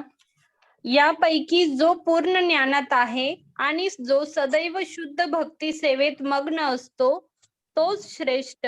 कारण मी त्याला खूप प्रिय आहे आणि तो मला खूप प्रिय आहे. हरे कृष्ण. म्हणजे इकडे आपल्याला एक लक्षात येतं की कृष्णाला असे भक्त आवडतात जे त्याला कधीही सोडत नाही. आणि कुठला भक्त कृष्णाला सोडणार नाही? ज्याला पूर्ण ज्ञान आहे. एखादा संकटात आहे, त्याचं संकट गेलं की तो म्हणेल आता ठीक आहे, आता मी परत कृष्णाकडे जात नाही. एकाला पैसे पाहिजे, संपत्ती मिळाली, त्याला तो म्हणेल मी कृष्णाकडे जात नाही. एखाद्याला जिज्ञासा आहे, कृष्ण कोण आहे, ती जिज्ञासा मिटल्यावर तो म्हणेल ठीक आहे, आता मी कृष्णाकडे जात नाही. पण ज्ञानी भक्त जो आहे त्याला माहिती आहे की कृष्णाचं आणि माझं नातं काय आहे, हे नातं शाश्वत आहे, हे नित्य आहे, कृष्ण माझा निर्माता आहे. तर असा जो ज्ञानी भक्त आहे तो कृष्णाला कधीच सोडणार नाही. हरे कृष्ण. हरे कृष्णा. बहुनाम जन्मनाम अन्ते ज्ञानवान मां प्रपद्यते वासुदेव सर्वमिति स महात्मा सुदुर्लभ. हरे कृष्णा. हरे कृष्ण.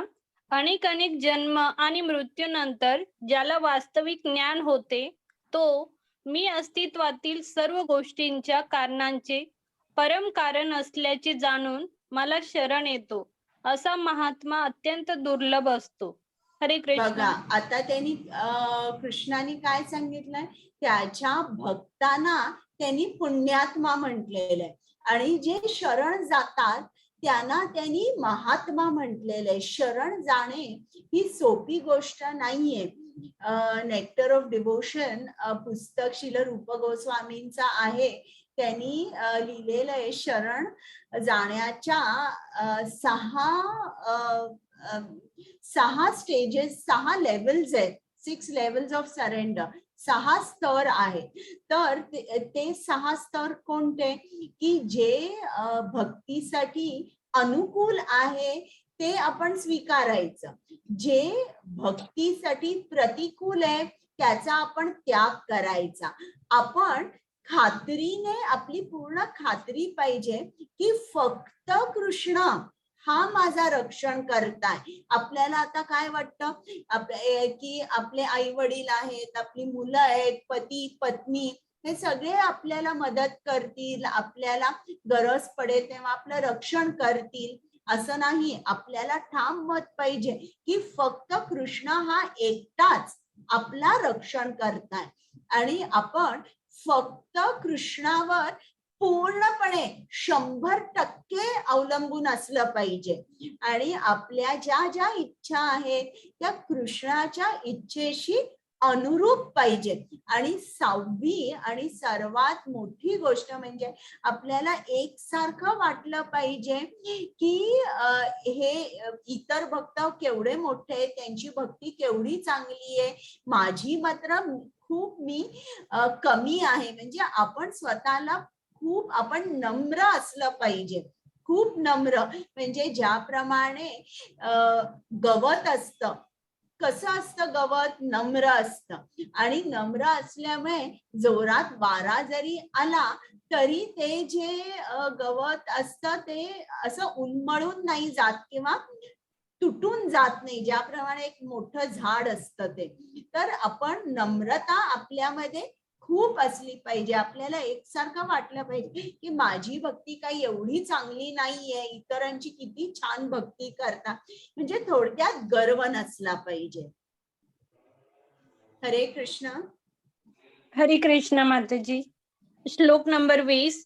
ज्यांचे ज्ञान भौतिक कामनांनी हिरावलेले आहेत ते अन्य देवदेवतांना शरण जातात आणि आपल्या स्वभावानुसार आराधनेच्या विशिष्ट विधिविधानांचे पालन करतात. श्लोक नंबर 21. मी परमात्मा रूपाने प्रत्येकाच्या हृदयात स्थित आहे.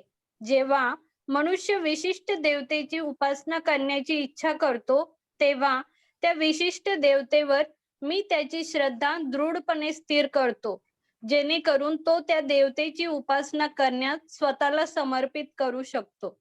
हरे कृष्णा. आता कृष्ण आपल्याला इकडे कारण माताजी, मी माताजी मी लिव करू सेकंड चालेल लेवल. चालेल चालेल. हरे कृष्ण माताजी. हरे कृष्ण.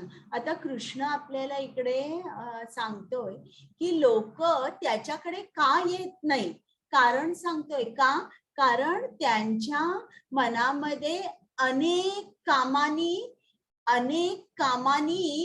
अनेक इच्छांनी इतका धुमाकूळ माजला असतो, त्याच्यामुळे ते भौतिकातच असतात, ते त्याच्यातून उठून जाऊच शकत नाही. मग ज्यांना खूप इच्छा असतात ते काय करतात, देवदेवतांना शरण जातात, कारण ते शीघ्र फळ देतात. ते कृष्णाकडे कधीच जात नाही, कारण त्यांच्या इच्छा इतक्या असतात की एवढ्या इच्छा असलेल्या माणसाचं मन हे कधीही कृष्णाकडे जाऊ शकत नाही. आणि कृष्ण काय म्हणतो, ठीक आहे की ही लोक यांना भक्त व्हायचंय, कोणाला शिव भक्त व्हायचंय, कोणाला दुर्गा भक्त व्हायचंय आणि कोणाला देवाची उपासना करायची आहे. ठीक आहे, ऍटलिस्ट ते मानतायत ना की कोणीतरी त्यांच्यापेक्षा श्रेष्ठ आहे, कोणीतरी एक कंट्रोल करतोय त्यांना, हेही चांगलं आहे, ते जातात. म्हणून मी त्यांच्या मधली श्रद्धा जी आहे त्या देवते प्रती ती श्रद्धा मी दृढ करतो. आणि हे कसं आहे, देवदेवतांची पूजा म्हणजे असं कुठेतरी पूर्ण गंतव्य स्थानापर्यंत न जाता कुठेतरी मध्ये जाऊन आपण थांबलेलो आहे. म्हणजे एखादा श्रीमंत माणूस असेल आणि तो बघतोय की एक सिनेमा थिएटरच्या बाहेर एक भिकारी बसलेला आहे आणि त्याला भिकाऱ्याची कीव येते, म्हणून तो भिकाऱ्याला म्हणतो की तुला काय पाहिजे, मला तुला आज काहीतरी चांगलं गिफ्ट करायचंय. तर तो भिकारी म्हणतो की मला ना मूवी तिकीट पाहिजे, सिनेमाचं तिकीट पाहिजे. मी बघतो इकडे लोक किती आनंदाने जातात, त्यांच्या चेहऱ्यावर किती हसू असतं, किती छान हसत हसत बाहेर येतात, बोलतायत, मला सिनेमाचं तिकीट पाहिजे. मग श्रीमंत माणूस म्हणतो, अरे तू मला तिकीट काय मागतोस, मला तुला खूप काहीतरी चांगलं द्यायचंय, मग तू मला सांग तुला काय पाहिजे. मग तो म्हणतो, हा ते सगळी लोक जेव्हा इंटरव्हल असते तेव्हा बाहेर येऊन पॉपकॉर्न घेतात, कोका कोला घेतात, तर मला मग तुम्ही सिनेमाचं तिकीट द्या, पॉपकॉर्न कोका कोला पण द्या. तर ते मग श्रीमंत माणूस म्हणतो, नाही मला तुला आणि काहीतरी मोठं द्यायचंय, मग मला तुला चेक द्यायचा आहे. पण तो म्हणतो, नाही मला तुम्ही मूवी तिकीट द्या, पॉपकॉर्न साठी पैसे द्या, सामोसासाठी पैसे द्या आणि पेप्सी कोलासाठी पैसे द्या, बस इतकंच मला पाहिजे. हा प्रॉब्लेम आपला आहे की आपल्याला आपण अशा मागण्या करतो, म्हणून आपण गोलोक वृंदावन कृष्णापर्यंत आपण पोचू शकत नाही. तर हे जे भगवद्गीतेमध्ये हे कृष्णाने सांगितलंय. इतर जण काय म्हणतात, प्रभुपाद जे आहेत, इस्कॉन मधली जी लोक आहेत ती सांगतात फक्त कृष्ण कृष्ण असं म्हणतात, असं नाहीये. हे श्रील प्रभुपादांनी त्यांच्या मनचं सांगितलेलं नाहीये, हे कृष्णाने सांगितलेलं आहे. आता आपण ऐकूया. या जंक्चरला, या स्टेजला बरेच जण भगवद्गीता सोडून जातात, पण मी तुम्हाला विनंती करते की तुम्ही सोडून जाऊ नका. हरे कृष्ण. कुमुद माताजी वाचता का? हो माताजी वाचते. श्लोक क्रम 22. अशा श्रद्धेने युक्त होऊन तो विशिष्ट देवतेची कृपा संपादन करण्याचा प्रयत्न करतो आणि आपले इच्छित भोग प्राप्त करतो, परंतु वस्तुतः हे लाभ केवळ मीच प्रदान करतो. श्लोक क्रम 23. अल्पबुद्धी लोक देवतांची उपासना करतात आणि त्यांना प्राप्त होणारी फळे मर्यादित व अनित्य असतात. देवतांचे उपासक देवलोकाची प्राप्ती करतात, पण माझे भक्त अखेर माझ्या परमधामाची प्राप्ती करतात. हरे कृष्ण.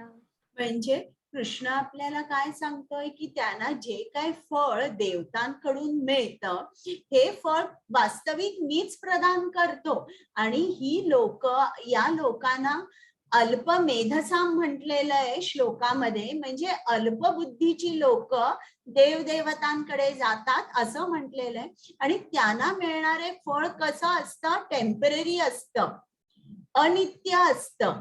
आणि इकडे बघा अनित्य का असतं, कारण हे जे देव देवता आहेत यांना सुद्धा संकट आल्यावर ते कोणाकडे जातात, ते महाविष्णूकडे जातात, महाविष्णूची प्रार्थना करतात. त्यांना सुद्धा त्यांच्यावर आलेल्या संकटांचं निरसन करता येत नाही. तर देव देवता सुद्धा या ब्रह्मांडामध्ये आहेत, त्यांचं सुद्धा जे जीवन आहे ते अगदी मर्यादित आहे. भला आपल्यापेक्षा लाखो वर्षांनी जास्त असेल, त्यांची पॉवर सुद्धा खूप जास्त असते देवदेवतांची. जणू काही एक मुंगी आपण आपल्या चिमटीत धरली तर जास्त प्रयास न करता, जास्त कष्ट न करता जरा दाबलं तर ती मरू शकते. तशीच या देवदेवतांची पॉवर असते. आणि आपण इकडे आणि इतकी पॉवर असते, पण आपण जर त्यांच्या पॉवर कडे बघून त्यांना जर म्हटलं की तेच सर्वश्रेष्ठ आहेत, तर मग आपलं ज्ञान जे आहे आपण हे अल्पबुद्धी. हरे कृष्ण. मला श्लोक क्रम 24. मला पूर्णपणे न जाणणाऱ्या अल्पबुद्धी लोकांना वाटते की मी पुरुषोत्तम भगवान श्री कृष्ण पूर्वी निराकार होतो आणि आता व्यक्तित्व धारण केले आहे. त्याच्या अज्ञानामुळे ते माझे अविनाशी आणि अनुपम असे दिव्य स्वरूप जाणू शकत नाही. हरे कृष्ण. तर परत आता आणि एकदा हे म्हटलंय अल्पबुद्धी, म्हणजे खरोखर कृष्णाला राग येतो आपण त्याच्याकडे न जाता इतर कोणाकडे गेलो तर त्याला आवडत नाही. आणि कृष्ण सांगतो की हे जे अल्पबुद्धीचे लोक आहेत आणि एक त्यांना काय वाटतं की मी पूर्वी निराकार होतो, इकडे पृथ्वीवर आल्यावर मी साकार होतो, मी एक रूप घेतो आणि परत निराकार होतो. हे काय आहे, त्यांचा अज्ञान आहे. त्यांच्या अज्ञानामुळे ते माझं दिव्य स्वरूप जाणू शकत नाही.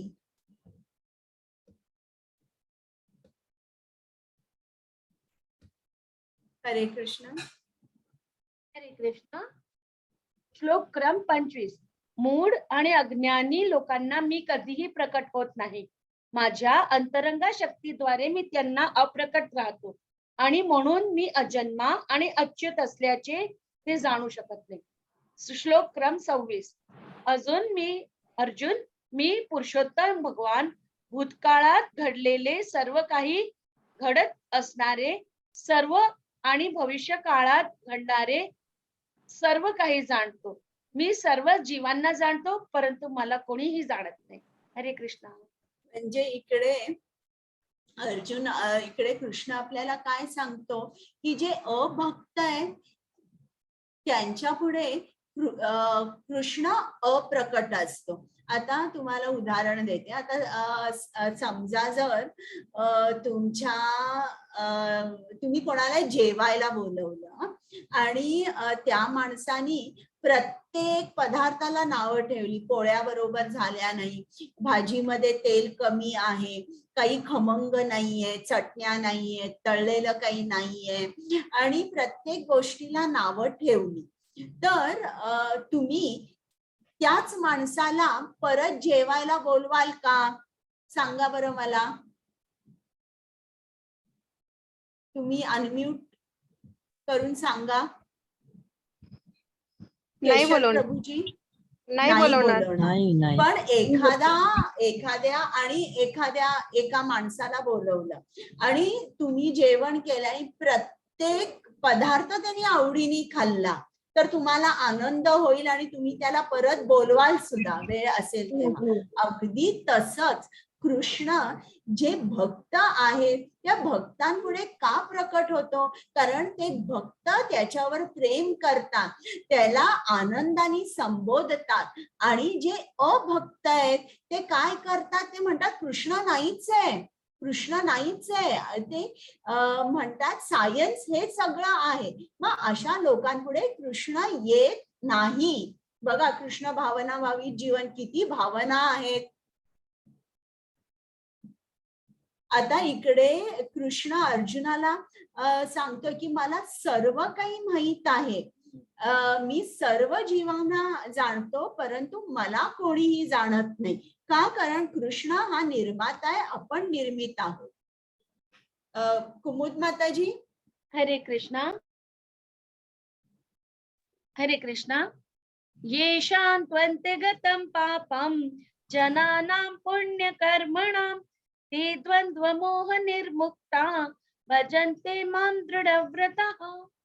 ज्यांनी या जन्मी आणि पूर्वजन्मी पुण्यकर्म केली आहेत आणि ज्यांची पापकर्मे पूर्णपणे नष्ट झाली आहेत, ते द्वंद्व रूपी मोहातून मुक्त होतात आणि दृढ निष्ठेने माझ्या सेवेमध्ये युक्त होतात.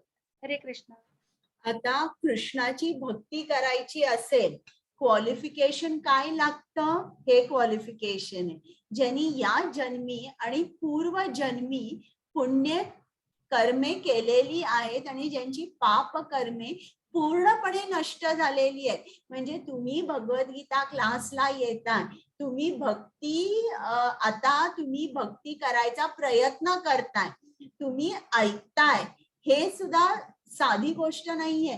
क्लासच्या सुरुवातीला काहीतरी 490 लोक आली होती. आज किती आहेत? आज तर 60च आहेत.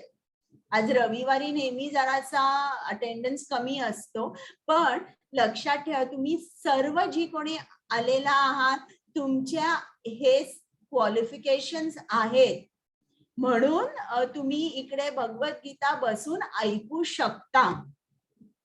आता ही गोष्ट आहे, ही मी तुम्हाला नंतर सांगते. हरे कृष्णा. हरे कृष्णा. श्लोक क्रम 30. पूर्णपणे मतपरायण झालेले जे मला भौतिक सृष्टीचा संचालक, देवताचा नियंत्रक, सर्व यज्ञाचा अधिष्ठाता भगवंत म्हणून जाणतात, ते मृत्यू समयी सुद्धा मला जाणू शकतात. हरे कृष्णा. म्हणजे इकडे कृष्ण काय आपल्याला सांगतोय की जे मला जाणतात, मी कोण आहे, मी या ब्रह्मांडाचा नायक आहे, मी निर्माता आहे, हे जे सर्व जे कोणी जाणतात, ही लोक माझ्या भक्ती सेवेमध्ये पूर्ण व्यस्त असतात आणि म्हणून मृत्यू समयी सुद्धा ते मला जाणू शकतात. मृत्यू समयी जाणल्यावर काय होतं? आपल्याला परत या भौतिक जगात जन्म घ्यावा लागत नाही. तर आज आपण काय केलं? कृष्णाने त्याच्याबद्दल ज्ञान आपल्याला सांगितलं, त्याच्या शक्तींची माहिती आपल्याला दिली. कृष्णाने सांगितलं की तुम्ही मला शरण या, मग या भवसागरातून मी तुम्हाला सोडवतो. मग देवपूजा, देवदेवतांची पूजा याबद्दल आपल्याला कृष्णाने विस्ताराने सांगितलंय आणि मग भ्रमातून भक्तीकडे. आता कुमुदा माताजी आलेल्या आहेत का?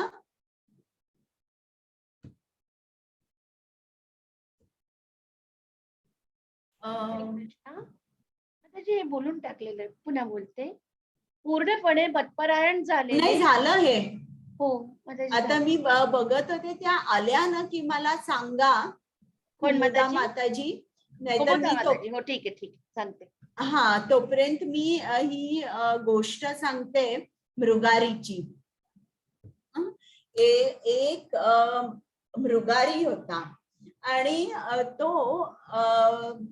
जंगलामध्ये प्राणी जे होते त्यांना मारायचा आणि अशा रीतीने मारायचा की ते अर्धेच मरायचे आणि विव्हळत तिकडेच ते असायचे.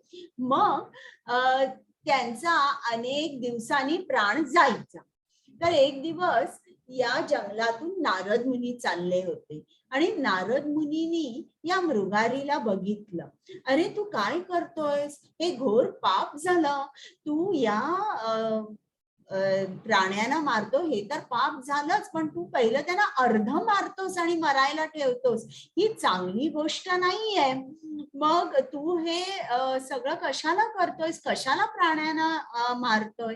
मग मृगारी म्हणाला, म्हणजे काय, हा माझा फॅमिली बिझनेस आहे, माझ्या वडिलांनी मला शिकवलं. मग प्राण्यांची चामडी मी विकतो, त्यांचा मांस विकतो, मला त्याचे पैसे मिळतात आणि माझा उदरनिर्वाह याच्यावरच चालतो. मग त्याचं उत्तर ऐकून नारद मुनींनी जाणलं की हा माणूस खरा चांगला आहे, त्याला त्याच्या वडिलांनी शिकवलं आणि तो हे प्राण्यांना मारणं, त्याचा मांस विकणं, त्यांची चामडी विकणं हे तो करतोय, पण मनाने तो वाईट नाहीये. तर असं जेव्हा नारद मुनींच्या लक्षात आलं, तेव्हा नारद मुनींनी सांगितलं की तू हे जे प्राण्यांना मारतोयस हे बंद कर.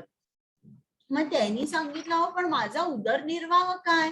आणि नारद मुनींना सांगितलं, तुम्ही तर मुनी आहात ना, तुम्ही ध्यान करता, जप करता, मग मी तुम्हाला एका हरणाचं चर्म देईन, त्याच्यावर मुनी बसून जप करतात, ध्यान करतात. मग हा मृगारी जो आहे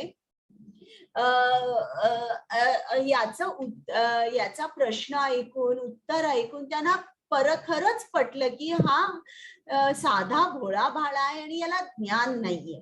मग त्यांनी सांगितलं की तुझा उदरनिर्वाह याच्यावर चालतो ना, मी तुझ्या उदरनिर्वाहाचं बघीन, मग तू हे बंद करशील का?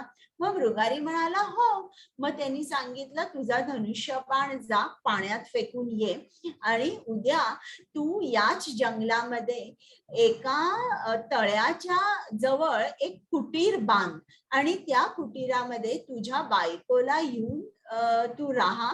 तुझ्या कुटीराच्या समोर तुळशी वृंदावन ठेव, तिकडे बसून हरिनामाचा जप घे, हरिनामाचा जप कर. हरे कृष्ण कृष्ण कृष्ण हरे हरे, हरे राम राम राम हरे हरे. हा जप केल्याने तुला प्राण्यांना मारावं लागणार नाही आणि तुझ्या अन्नाची व्यवस्था मी करणार आहे. मी रोज कोणाला तरी पाठवणार आहे अन्न घेऊन. मग तो म्हणाला, बरं. त्यांनी नारद मुनींना नमस्कार केला, त्याचा धनुष्यबाण पाण्यात टाकला आणि त्यांनी त्याच्या बायकोला सांगितलं आणि ते याच जंगलामध्ये एका तळ्याच्या बाजूला कुटीरात येऊन राहिले आणि हरिनामाचा जप करू लागले. लगेच गावातल्या लोकांना समजलं की हा मृगारी आहे, यांनी आता शिकार करायचा बंद केलाय आणि तो आता हरिनाम घेतोय. मग ते सगळी गावातली लोक त्याला दूध, फळं घेऊन जायला लागली आणि हळूहळू पहिल्यांदा फक्त एक वेळ खायला मिळेल इतकंच त्याला अन्न मिळायचं. काही दिवसांनी 2 वेळ त्याला जेवायला मिळेल एवढं अन्न मिळायचं आणि हळूहळू तो दिवसभर जप करायचा. शेजारच्या गावात ही बातमी पसरली, त्यांना समजलं की असा कुठला तरी मृगारी आहे, आता तो मोठा भक्त झालाय, म्हणून लोक त्याच्या दर्शनासाठी जाऊ लागली. दर्शनाला घेऊन जाताना किलोनी भाजी, बटाटे, फळं, धान्य घेऊन जाऊ लागली आणि आता ती मृगारीची बायको म्हणाली, अहो केवढं अन्न आहे, ते अन्न सगळं नासून जात आहे, आता काय करायचं? मग मृगारी म्हणाला, अरे नासून जात आहे का? मग असं नको, जे काय अन्न आपल्याला रोज मिळेल आपण गावच्या गावांना जेवायला बोलवूया, त्यांना हरिप्रसाद मिळेल. आणि म्हणून ते रोज जेवायला बोलवायचे. जी लोक त्यांच्याकडे भेटायला यायची त्यांना सांगायचे तुम्ही जेवून जा आणि असं करून तो तिकडे आनंदात राहत होता. त्याला धान्याची कमी तर नव्हतीच, उलट एवढं अन्न मिळायला लागलं की ते त्याला वाटावं लागलं. आणि मग एक दिवस तिकडे नारद मुनी त्याच वाटेने परत चालले होते काही वर्षानंतर आणि त्यांना एक कुटीर दिसला आणि त्या कुटीरामध्ये त्यांना हा मृगारी दिसला आणि मृगारीने बघितलं हे नारद मुनी आहेत आणि तो आला. त्यांना भेटायला. पण कसा आला? लंगडत लंगडत आला आणि त्यांना नमस्कार करायच्या अगोदर एक पांढरी चादर त्यांनी जमिनीवर टाकली आणि साष्टांग नमस्कार केला.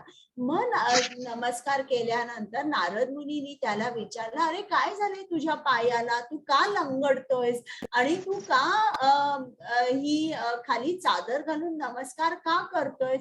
मग तो म्हणाला की मी जर दोन्ही पाय ठेवून चालत चालत आलो तर खाली कितीतरी मुंग्या मरून जातील आणि नमस्कार करताना माझ्या शरीराच्या भाराने किती मुंग्या किती कीटक मरून जातील, म्हणून मी ही चादर घालतोय आणि मग त्याच्यावर तुम्हाला साष्टांग नमस्कार घालतोय. जो माणूस प्राण्यांना विव्हळत ठेवायचा आणि मग मारायचा, तो आता एका मुंगीलाही मारत नाहीये.